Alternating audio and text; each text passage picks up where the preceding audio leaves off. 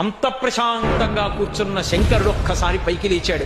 ఒక్కసారి పైకి లేచి ఆ జటలు ఊగిపోయేటట్టుగా గిర్రగిర్ర తిరిగి భూమి కంపించిపోయేటట్టుగా తాండవం చేసి ఆ జడలలోంచి ఒక జటని విరిగి భూమి మధ్యలో వేసి కొట్టాడు.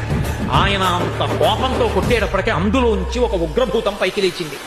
అభ్రంలిహాదభ్ర విభ్రమ ప్రభ్రమ కృణీల దీర్ఘ శరీరమర ప్రజ్వల జ్వలన దీప్త జ్వాలిక జ్వాల జజ్వల్యమాన కేశములు మెరయ జండ దిగ్వేదండ శుంఠావ దుర్దండ సహస్రద్యుతిహేతి సంగమప్ప వీక్షణత్రయలోక వీక్షణద్యుతిలోక వీక్షణతతి దుర్నిరీక్షమగుచు గ్రగచ కఠిన కరాల తంస్కలు విలుంగ ఘన కపాలస్తు మలికలు తనరా అఖిలలోక భయంకరుండగుచు వీరభద్రుడు దయించమారట రుద్రుడుగుచు.